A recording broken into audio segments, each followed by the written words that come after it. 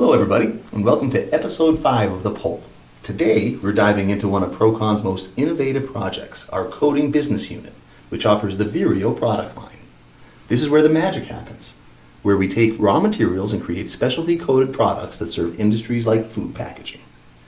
Joining us today will be Jeff Carew, president of our coating business unit, to share insights on what we've been working on and where we're headed.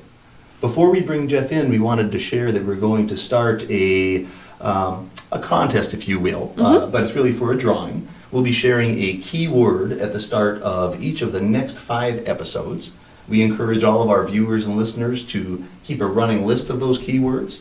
At a future date and method, we'll let you know how to submit those, and everyone that submits all of the keywords from those 5 episodes will be entered into a drawing for a gift card that will be determined by the location of the winner. At an amount that hasn't yet been determined either, but we'll share that in a future episode. Yeah, just something fun to keep you guys watching and engaged. Yeah. So, having shared that, we are going to pause for just a brief moment while we bring in Jeff. Hey everyone, we realized we forgot to mention the keyword in today's episode, so I'm adding it in after the fact, but today's keyword is sustainability. Jeff, welcome to the show. Thanks for having me. Good to see you, Bob and Maddie. Absolutely, likewise. Always good to catch up with Procon leadership. Yeah, well, thanks. It's good to catch up with you guys. Excellent. First time on this podcast, so this will be interesting. Yeah, it's been a learning experience for all of us as we're going through it, but having a great time.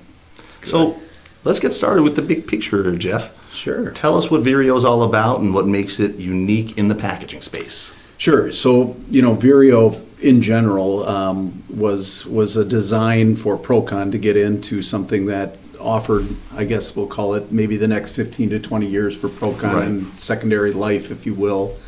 As we all know, paper converting is only so big, and we're only going to grow so much. But we wanted to offer our customers, I guess you could call it another arrow in their quiver, another offering. And we had looked into it, probably 5-6 years ago, got really serious about 4.5 to 5 years ago, and kind of jumped in with both feet. And that is Procon's intellectual property is not only the coatings themselves, but the way that we apply them. So taking advantage of the fiber-based or renewable resource and being able to apply barrier coatings that perform just like a poly or a plastic.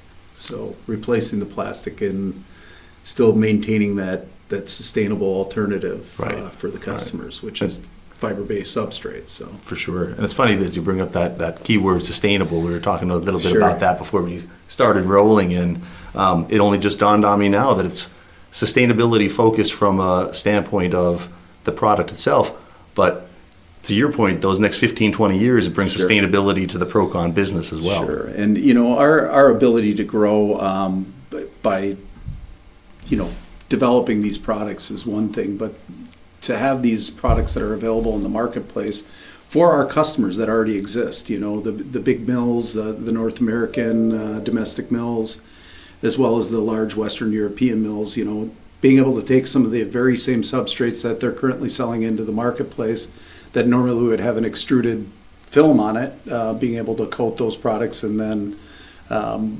provide those very same products to the customer that are looking for those alternatives. So that's we're able to do that in-house, so we can do their converting and their coating now. So and being able to offer, it's not necessarily vertical integration. It's an additional service offering, really. We can do the contract coating. We could purchase the product and sell the product to the end customer or the converter that's then going to make the boxes. Yep.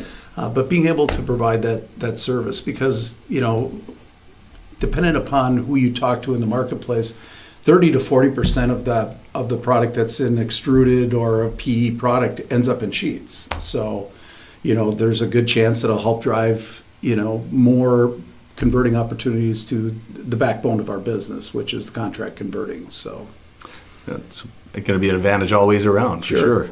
So this is kind of going off script, but for some of our viewers that don't know necessarily the difference when you go to McDonald's and you get a hot coffee cup currently, it looks like it's a paper cup. What's the difference between their paper cup and what Vireo has?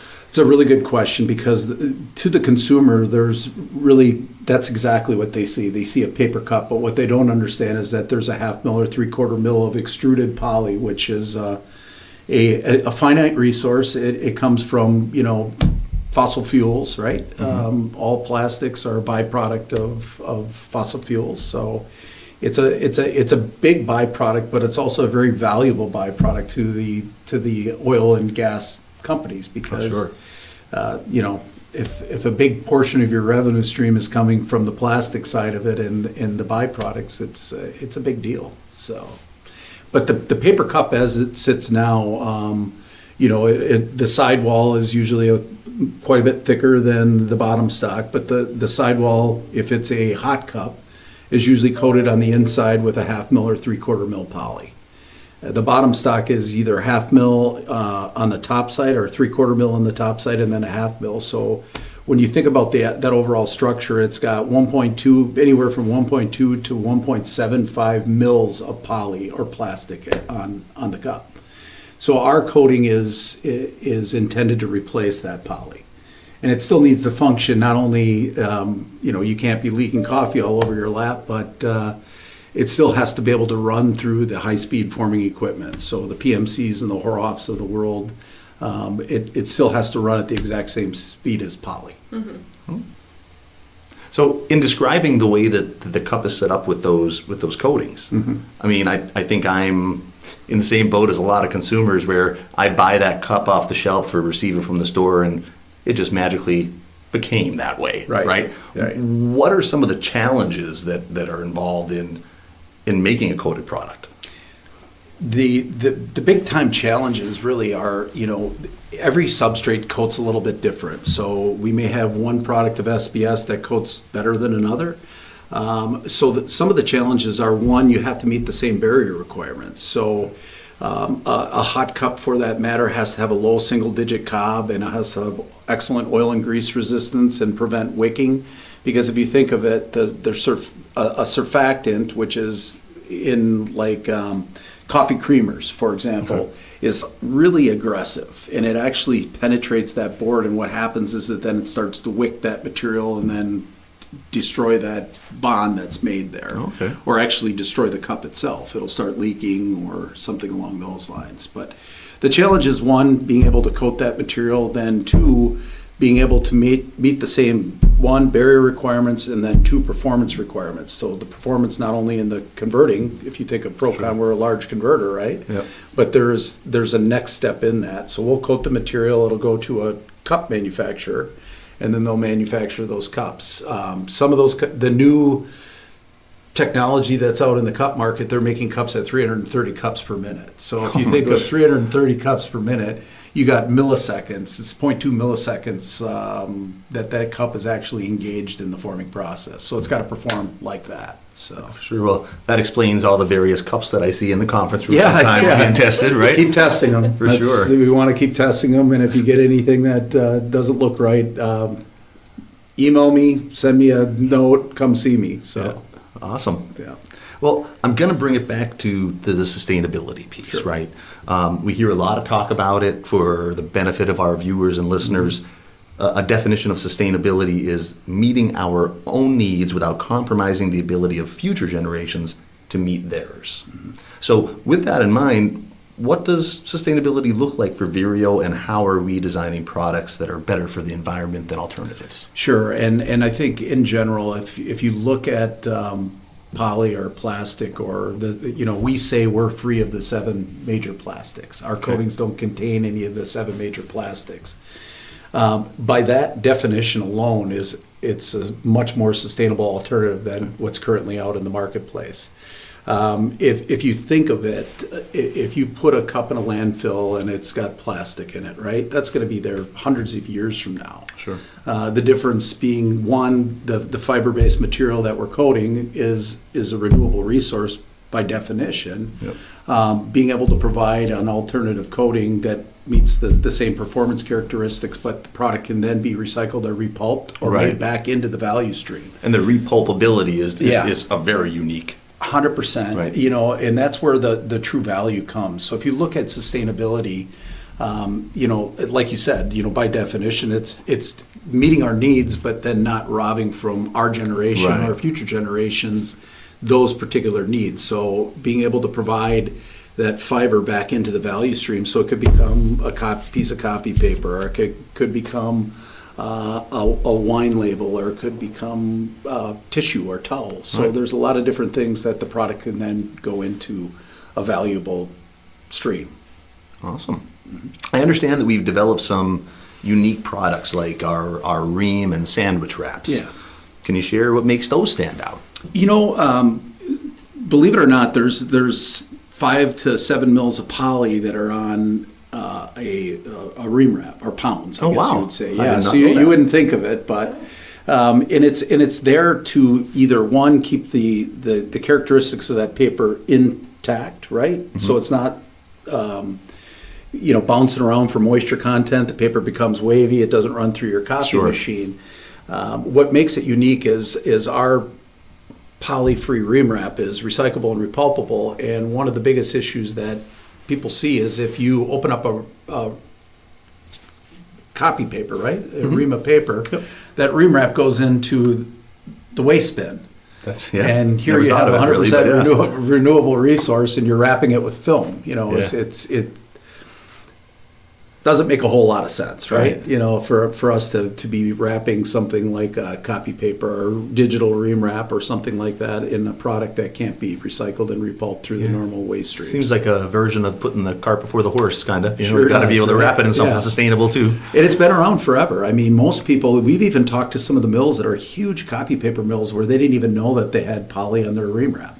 Oh wow! Shockingly, yeah. So they're like talking with the marketing department, and you're like, wait a second here. You're wrapping a sustainable alternative with something that's unsustainable. So Yeah. I just feel like the everyday consumer just doesn't realize that. Like with the cups too. Like you think you're using a paper cup, that's a good. yeah, Most of the time, it has poly on it, and you don't even know. Yeah. it's really interesting to look at all the different aspects and all the different materials. I spend so much time in grocery stores examining packaging, looking at why are we even everything from your sugar Oh, yeah. pack that's all got film on it. Over the past 4 years, Jeff, I don't think I can count how many times you walked into my office and picked up whatever cup was on my desk. Yeah, exactly. And looked up at the bottom of it to see. I what was doing going it yesterday. I had Yeah. a cup of Dunkin' Donuts coffee, and I was looking to see if I could figure out who the manufacturer was. Yeah, So. always pushing. Yeah. That's good stuff. So, keeping along that theme, a lot of different.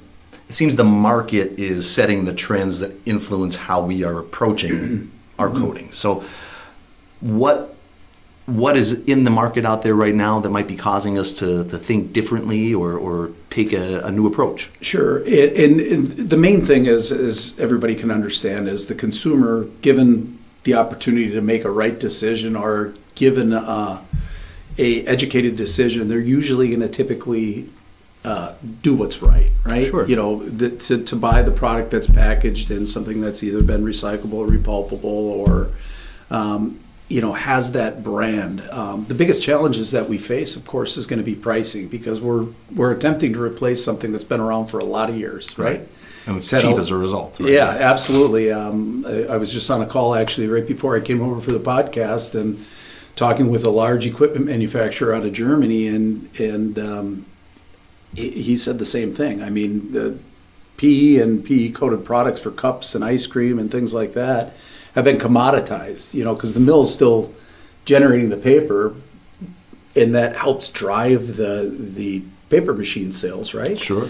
So they've essentially been giving away PE or extruded products because they want the paper sale, right? Yeah. So Yeah. Interesting. yeah, it is. It's really interesting because if it's up to us, hopefully there won't be any more extrusion lines going in North America because there's going to be alternatives now. Right. So. Right. So, understanding that the market is dictating a lot of what we're doing, in trying to customize what we're creating for our customers, how much input do our customers have in shaping what we create? They have a lot of input, and a lot of it comes down to what we call end of life. What is the desired life that customer wants to see out of replacing a single-use plastics? So for us, our focus, the Vireo focus, has always been on returning that fiber back into the value stream. I think that's the most important part of it. So providing a poly alternative or free from the 7 major plastics that's recyclable and repulpable. The customers will dictate that, but it also has a lot to do with what is their true end of life. So, for example, some big CPGs or big brands have said that the renewable nature of what they're looking to package. So either the front end of it, the product that they're buying, the paper product, needs to have either recycled content or even plastic for that matter. When they're getting into rPET, recycled PET, that's a portion that is their stated goal. So it depends. You got to make the front end of the house, right, agree with what the back end of the house is looking at. And you'd be really surprised at how many people are confused even of their own desire or what they're putting out into the marketplace. Sure. So Sure. it can Don't quite know what confusing. you want sometimes. Right, so. right. Well, when your company has 50,000 employees, right, Yeah. somebody may have a different idea of what actually that sourcing person or their sustainability officer is looking to do. For sure. Those are challenges. Has there been any customer feedback or input up to this point that has inspired a particular product line or pivot at this point? Sure. I think, even the development of our heat sealable coatings, we've worked on some projects for like e-commerce packaging where the customer really wanted something that is a paper-based product. Okay. We worked directly with the customer, but out of that sprung something that we didn't even know. One, we were working on an anti-abrasive coating so that the glasses, your eyewear or something like Sure. that can be shipped in a paper product, but Okay. it can't abrade it. It can't scuff it up or scratch it, and you would be surprised at how sensitive the lenses are. Oh, yeah. But I what never we thought of found that, for but that for is we sure. were working with the customer, and we sent some coating over to Europe, and they tried it, and they said, "Hey, we don't need a grease barrier." And we're like, "Well, we didn't give you a grease barrier. We gave you a anti-abrasive coating," and we didn't even know because we didn't test for that. Right. That the product not only was really anti-abrasive, it was a renewable. It was also a great grease barrier. So That's out of pretty that great. came some pretty interesting developments for the coating. Pretty cool.